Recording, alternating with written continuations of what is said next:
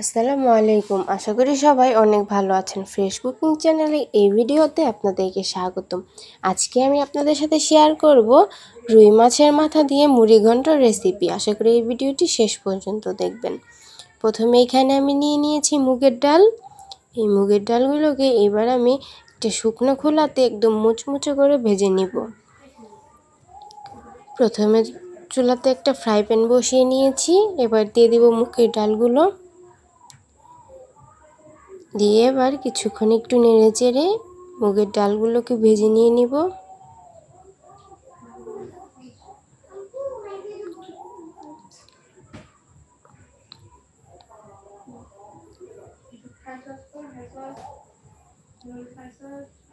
একটু পর পর নেড়ে চেড়ে মুগের ডালগুলোকে একটু ভালো করে ভেজে নিতে হবে।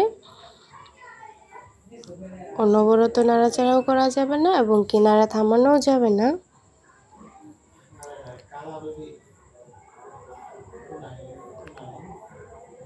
যখন দেখবেন ডালের কালারগুলো একটু চেঞ্জ হয়ে আসবে তখনই বুঝবেন ডালগুলো ভাজা হয়ে গেছে। আমার ডালের কালারগুলো অনেকটাই চেঞ্জ হয়ে গেছে, একদম মুড়মুড়ে ভাজা হয়েছে। এবার আমি এই ডালগুলোকে নামিয়ে নিব। চুলা থেকে এই ডালগুলোকে এখন নামিয়ে নিচ্ছি।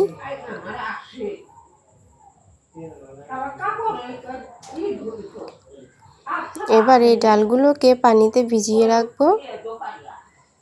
ডালের ভিতরে এবার পানি দিয়ে কিছুক্ষণের জন্য ভিজিয়ে রাখবো।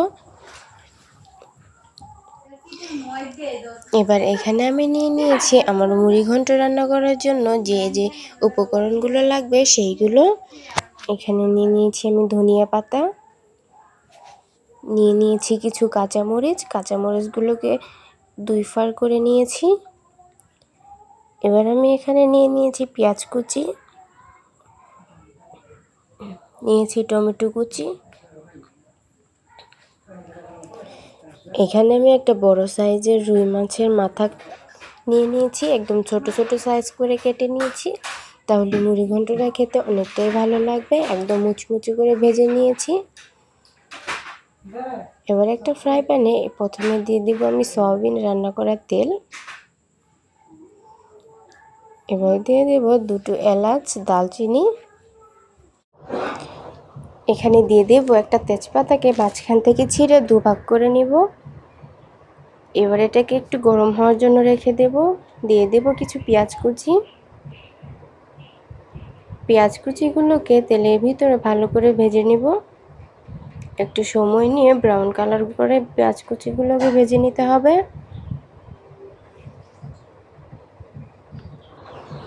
একটু ঘন ঘন নাড়াচাড়া করে এই পেঁয়াজগুলোকে আমি একটু সময় নিয়ে ভেজে নিব।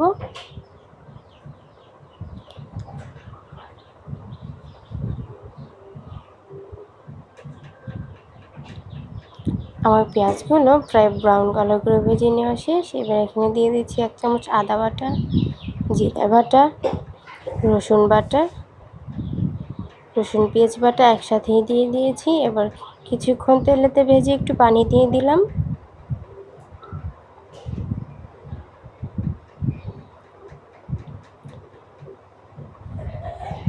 এবার এখানে আমি দিয়ে দেব স্বাদ মতো লবণ,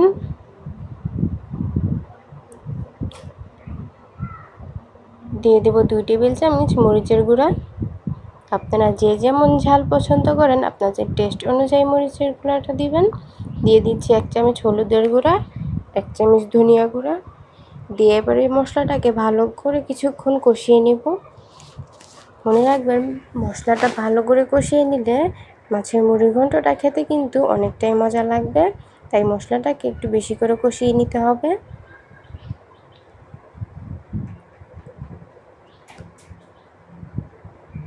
যখন দেখবেন মশলা থেকে একটু তেল ছেড়ে দিচ্ছে তখন এখানে দিয়ে দিব কিছু কাঁচামরিচ কুচি।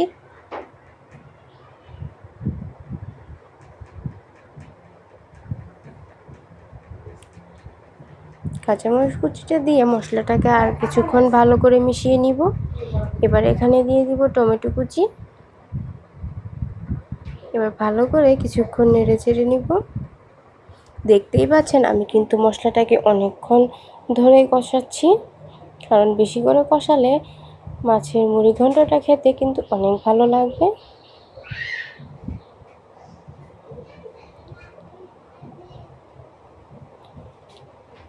এখানে একটু পানি দিয়ে দিব যেন টমেটোটা সেদ্ধ হয়ে যায়। এবার আরেকটু নাড়াচাড়া করে পানির সাথে মশলাটাকে মিশিয়ে নিব।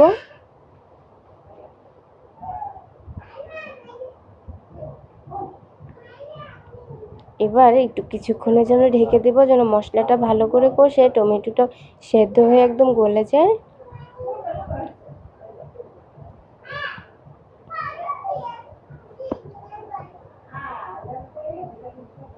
আমি অনেকক্ষণ সময় নিয়ে মশলাটাকে কষিয়ে নিয়েছি। এবার দেখুন পুরোটা উপরে একদম তেল তেল হয়ে গেছে। এবার একটু নেড়ে চেড়ে নিব। আমি যে আগে থেকে মাছগুলো ভেজে রেখেছিলাম সেই মাছগুলো এবার দিয়ে দিলাম। মাছগুলোকে একদম আলতো হাতে একটু নাড়া দিয়ে দিব। কষানো মশলার সাথে একটু আলতো হাতে মিশিয়ে নিব। এবার সবগুলো মাছকে রেখে কিছুক্ষণের জন্য ঢেকে দিব।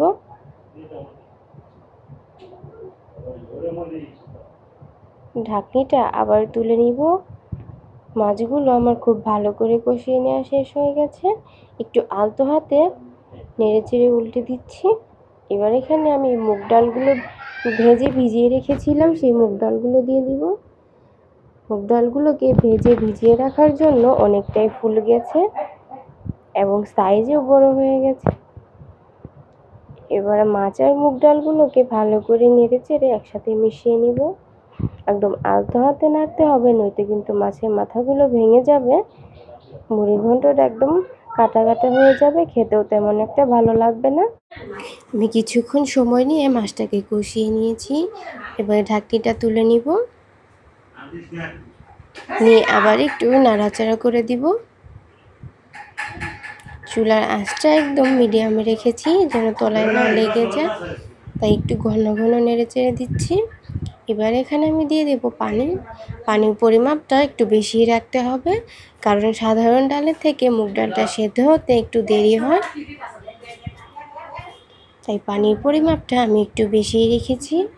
এবার একটু নেড়ে চেড়ে মিশিয়ে কিছুক্ষণের জন্য রেখে দেব, ডালগুলো সেদ্ধ হয়ে একদম মাছের ভিতরে মশলাগুলো যেন ঢুকে যায়।